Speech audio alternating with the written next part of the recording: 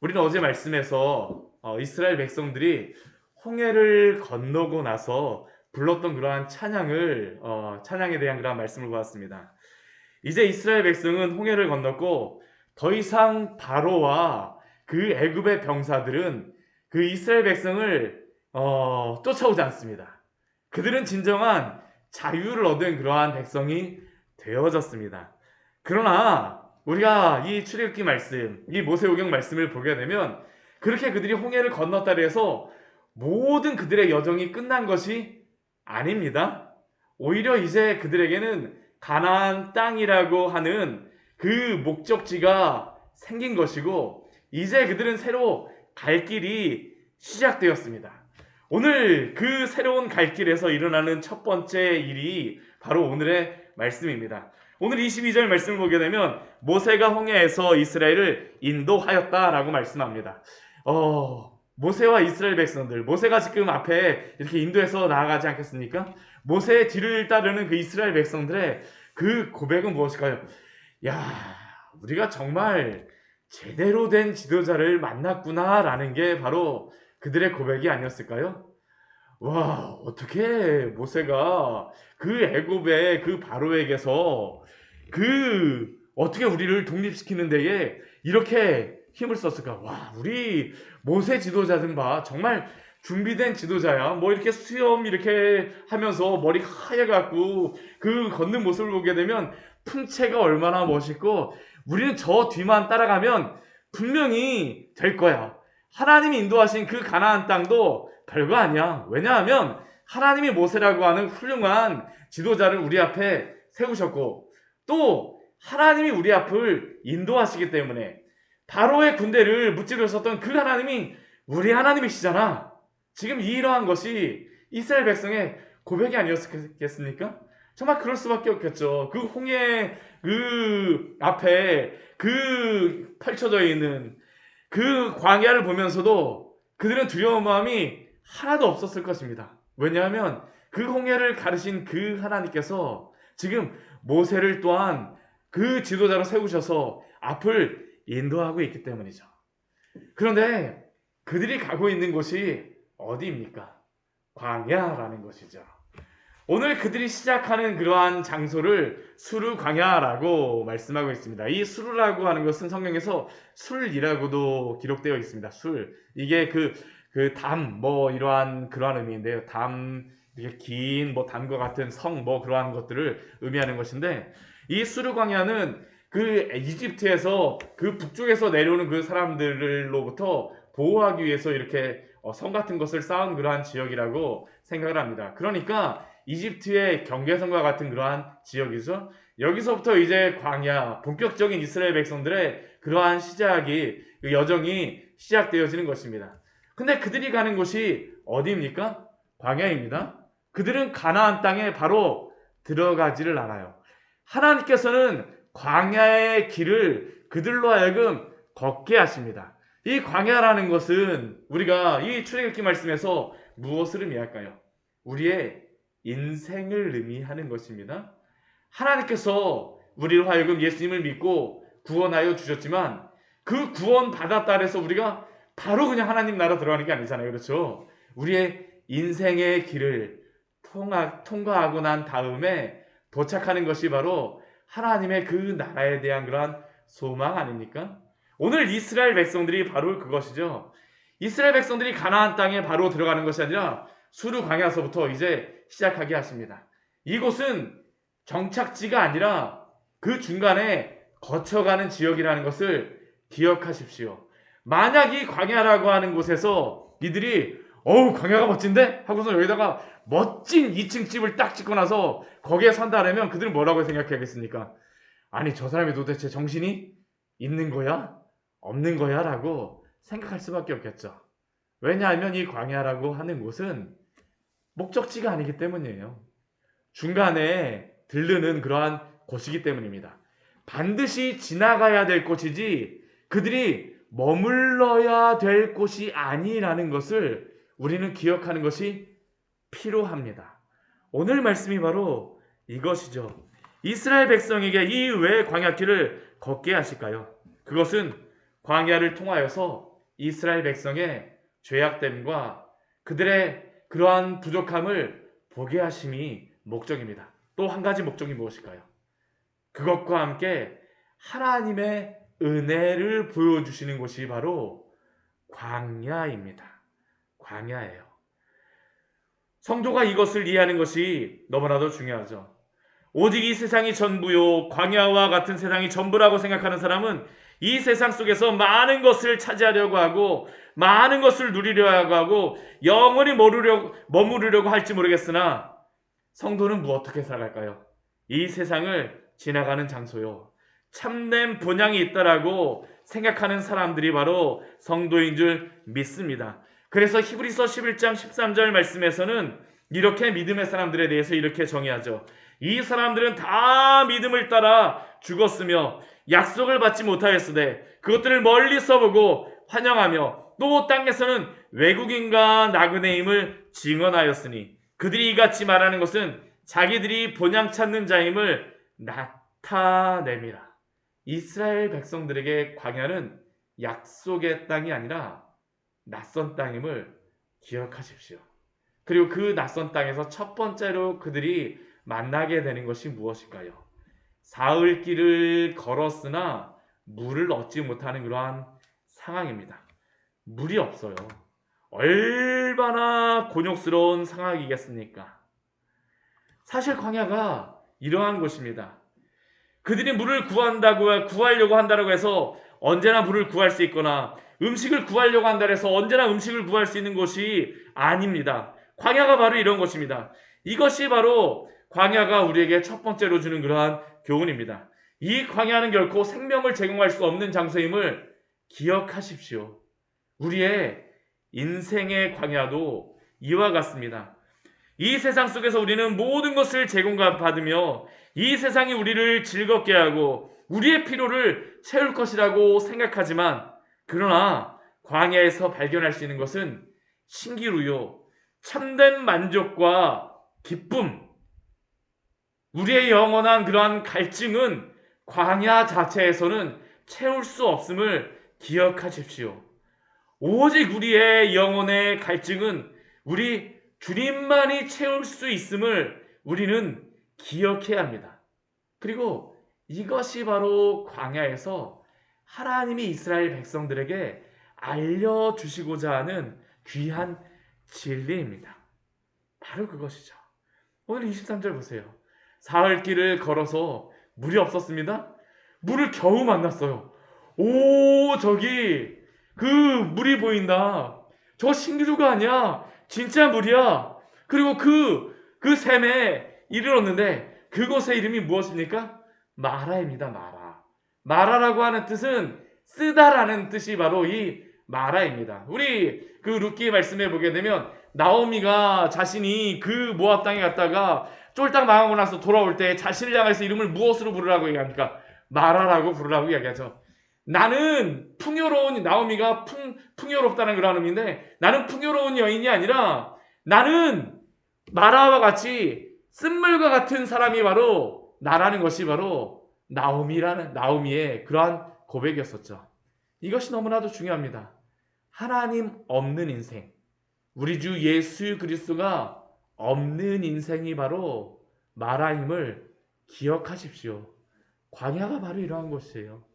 이들이 물이 있다라고 하는 그러한 장소에 도착하였지만 실제로 그곳의 물은 그들의 갈증을 채울 수가 없는 그러한 쓴물이었습니다. 이 마라 지역, 오늘날 이 마라라고 추정되는 그 지역에 가게 되면 실제로 다 쓴물이 올라옵니다. 항상 쓴물이 올라오는 것은 아닙니다. 그곳에 그 육지에서 그 비가 조금 내리고 그 물이 좀 솟아날 때에는 단물, 민물이 나옵니다. 그런데 여기가 바닷가가 가까운 지역이다 보니까 이 물이 안 나오게 되고 메마르게 되면 어떤 물이 들어올까요? 바다에서부터 이 짠 물이 들어오는 겁니다. 그러니까 이곳의 물은 마라가 되어지는 것이죠. 이스라엘 백성들이 도착하였을 때 이곳은 바로 마라의 쓴물이었습니다. 이것을 맛보았을 때 이스라엘 백성들의 그 반응이 무엇일까요? 아니, 우리가 모세를 따라오게 되면 정말 우리는 아무런 걱정도 없이 정말 그 가나안 땅까지 바로 도착할 줄 알았는데 도대체 이것이 뭐야? 이것이 뭐야? 오늘 이게 바로 이스라엘 백성들의 고백이죠. 백성이 모세에게 원망하여 이르되, 불과 사흘 전까지만 해도 그 하나님의 그 위대하심과 하나님의 그 놀라우심, 홍해를 가르시고 바로의 모든 군대를 수장시키시는 하나님의 그 놀라운 그 위대하심을 보며, 홍해를 가르치는 하나님의 그 위대하심을 보며 하나님을 찬양하였는데, 지금은 당장 먹을 물 없다라고 하나님을 원망하는 그 이스라엘 백성들의 원망을 보십시오. 그리고 이것이 또한 우리의 모습 아닙니까? 하나님이 우리에게 크고 많은 은혜를 이미 베풀어 주셨음에도 불구하고 우리는 오늘 당장, 오늘 먹을 물 없어요, 오늘 당장 먹을 그러한 음식이 없어요 라는 게 바로 우리의 그러한 모습이 아닙니까? 이스라엘 백성의 모습이었었죠. 우리는 하나님을 혹시 그러한 때마다 원망하지 않았습니까? 그런데 이러한 고난을 하나님이 이스라엘 백성에게 광야를 통하여서 주시는 이유가 무엇일까요? 그것은 광야에서 사는 것이 전부가 아니라 광야에서 사는 삶은 하나님을 의지하며 살아야 된다는 것을 알려주기 위함임을 기억하시기 바랍니다. 이게 바로 광야를 허락하시는 그러한 이유죠. 오늘 한번 25절 보십시오. 이렇게 아무것도 없었을 때 첫 번째 일어나는 반응이 무엇입니까? 모세가 여호와께 부르짖었더니, 모세는 여호와께 부르짖기 시작합니다. 그리고 이것이 바로 성도가 광야 같은 인생을 갈 때 광야에서 살아남는 방법임을 믿으시기 바랍니다. 우리가 살아나가는 방법은 바로 이것입니다. 어려운 일이 있으십니까? 고난과 환난이 있으십니까? 주님께 부르짖으십시오. 주님께 기도하십시오. 주님은 이렇게 부르짖는 자에게 응답하시기를 원하십니다. 왜냐하면 하나님께서 당신이 어떠한 분이신지를 알려주시기 위함입니다. 그리고 이렇게 모세가 부르짖을 때에 하나님이 모세에게 또 말씀하세요. 응답하십니다. 무엇이라고 말씀하십니까? 저기 있는 한 나무를 가르치시면서 저 나무를 그 물에 던지라. 도대체 그 나무가 무엇이라고? 믿음이 없는 사람이라고 하면 어떻게 하겠습니까? 아유, 하나님, 저 나무 던진다 그래서 도대체 무슨 일이 있겠습니까? 저 나무를 던진다고 해서 도대체 무엇이 변하겠어요? 물이 쓰다니까요? 우리에게 물을 달라니까요? 그런데 하나님은 무엇을 명령하세요? 나무를 명령하여서 던지라라고 말씀하십니다. 그리고 이것에 순종하는 것이 믿음임을 기억하십시오. 오직 믿음이 있는 자들만이 바로 이것을 합니다. 이것과 동일한 것이 무엇이겠습니까? 바로 십자가죠. 십자가. 우리가 이제 모세와 이스라엘 백성들이 이 광야 길을 가다 보면 이제 광야에서 불뱀이 그들을 물게 됩니다. 불뱀이 그들을 물을 때에 이스라엘 백성을 향하여서, 불뱀에 물린 그 이스라엘 백성을 향하여서 하나님께서 모세에게 명령하신 것이 무엇입니까?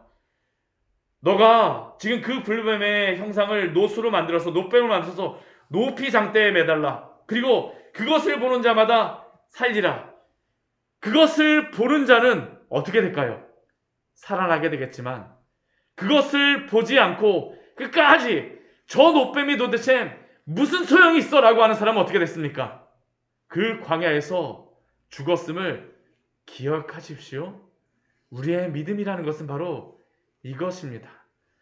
우리 자신을 보는 것이 아니라 믿음이라는 것은 항상 하나님을 의지하며 하나님을 바라보는 것이죠. 십자가가 바로 그것 아닙니까? 우리가 죄인이고, 우리는 실패하고, 우리는 어쩔 수 없고, 나는 더 이상 소망이 없고, 내 인생은 왜 이래라고 할 때 하나님이 우리에게 보라고 말씀하시는 그 십자가를 바라보게 되어질 때 우리는 어떻게 될까요? 우리의 영혼이 사망에서 생명으로 옮겨지는 줄 믿습니다. 이게 바로 나무 십자가의 힘이죠. 능력이죠. 오늘 그것을 이스라엘 백성들에게 보여주신 것입니다. 한 나무를 가리켜서 그 나무를 순종함으로 그 물에 던졌을 때에 그 물이 어떻게 됩니까? 달게 되었다라고 말씀하십니다. 하나님이 이루신다라는 것입니다. 십자가가 바로 우리 인생에 들어왔을 때에 바로 이러한 일이 일어나는 것 아니겠습니까? 그 나무 십자가 아무것도 아니지만 우리가 그리스도 안에 있게 될 때에 주님은 그 십자가를 통하여서 우리를 새롭게 하시는 줄 믿습니다. 그런즉 누구든지 그리스도 안에 있으면 새로운 피조물이라. 이전 것은 지나갔으니 보라 새 것이 되었도다. 하나님이 이루시는 그러한 일 아닙니까? 오늘 이렇게 새롭게 된 이스라엘 백성들에게 명령하시는 한 가지의 명령이 있습니다. 그게 무엇일까요? 법도와 율례를 정하시고 그들을 시험하셨다라고 말씀합니다. 본격적인 그러한 법도와 율례는 어디서 주시겠습니까? 신의 산에서 주십니다. 신의 산에서 주세요. 그러나 이 마라라고 하는 지역에서 하나님께서 그 신의 산에서와 같이 십계명과 그 모든 법도와 율례를 완벽하게 주시진 않지만 그러나 그들에게 그 법도와 율례를 명하시고 알려주십니다. 그들을 시험하셨다라고 말씀하세요. 왜 그들에게 법도와 율례를 알려주실까요? 구원받은 성도는 이제는 세상에서 내 맘대로 사는 사람이 아니라는 것입니다. 이전에는 내 뜻대로 사는 사람이었을지 모르지만 이제는 무엇에 따라 사는 사람일까요? 하나님의 법도와 율례를 따라 살아가는 사람입니다. 이게 바로 율법을 주신 이유입니다. 우리가 갈라디아서 말씀에서 율법을 주신 이유가 몇 가지를 말씀하셨는데 첫 번째는 죄인들에게 그 율법의 말씀을 보고 내가 죄인인 것을 보라 거울과 같은 역할로서 주셨죠. 그러나 구원받은 성도에게 그 율법과 십계명은 무엇입니까? 하나님의 백성답게 살아가는 거룩하게 살아가는 귀한 그러한 율례요 계명임을 기억하시기 바랍니다. 오늘 이스라엘 백성들에게 이것을 말씀하신 것이죠. 이제 광야의 길이 시작되는데 너희들이 광야를 살아갈 때에 마음대로 살아가지 말라는 겁니다. 원망하며 불평하며 살아가지 말라는 겁니다. 원망과 불평이 일어날 때 우리는 무엇을 해야 될까요? 하나님의 말씀을 보십시오. 하나님의 말씀을 기억하십시오. 우리 26절 말씀 보세요. 나 여호와의 말을 들어 순종하고 내가 보기에 의를 행하며 내 계명에 귀를 기울이며 내 모든 규례를 지키면 애굽 사람들에게 내렸던 모든 질병 이것은 무엇이겠습니까? 10가지 재앙이죠. 그 재앙 중에 하나도 이스라엘 백성들에게 내리지 아니하고 하나님이 그들에게 어떠한 하나님이 되어주실까요? 나는 너희를 치료하는 여호와. 나는 너희를 치료하는 여호와. 하나님이 바로 우리를 치료하는 여호와가 되어줄 줄 믿습니다. 하나님이 우리를 구원하시는 그러한 하나님이 되어주시겠다라고 하는 것입니다. 여호와 라파죠. 이게 바로 하나님의 그 거룩하신 이름 여호와 라파의 하나님. 우리가 그리스도의 십자가를 바라보게 되어질 때 여호와가 바로 우리 인생을 치료하여 주시는 줄 믿습니다. 어려움이 닥칠 때 주님을 바라보십시오. 주님을 의지하세요. 나를 보는 것이 아니라 주님을 바라볼 때에 오늘도 하나님께서 마라를 쓴물로 바꿔 쓴물을 단물로 바꿔주시는 줄 믿습니다. 오늘 말씀 보게 되면 그 마라의 그 장소가 어디로 바뀔까요? 우리 27절 말씀 같이 한번 읽어보도록 하겠습니다. 그들이 엘림에 이르니 거기에 물샘 열둘과 종려나무 이른 그루가 있는지라 거기서 그들이 그 물 곁에 장막을 치니라. 더 이상 마라에 그들은 머물지 않습니다. 하나님이 엘림으로 옮겨주십니다. 물샘 열둘. 왜 열둘을 주실까요? 12집 하나씩 그거 가지고 먹으라는 겁니다. 왜 종려나무 이른 그루를 주실까요? 70명의 장로들이 있습니다. 그 장로들을 중심으로 모여 앉아서 하나님이 주시는 그 물을 먹고 그 광야에서 이 물을 주는 자가 누구인가를 알라라는 것이 바로 엘림이죠. 오늘 이 은혜 가운데 살아가십시오. 광야에서 살아가는 방법은 오직 하나님 의지하는 것입니다. 십자가 바라보며 성령 안에서 오늘도 살아가심으로 주님의 이 놀라운 은혜를 누리시기를 축원합니다. 같이 기도하도록 하겠습니다. 하나님 아버지,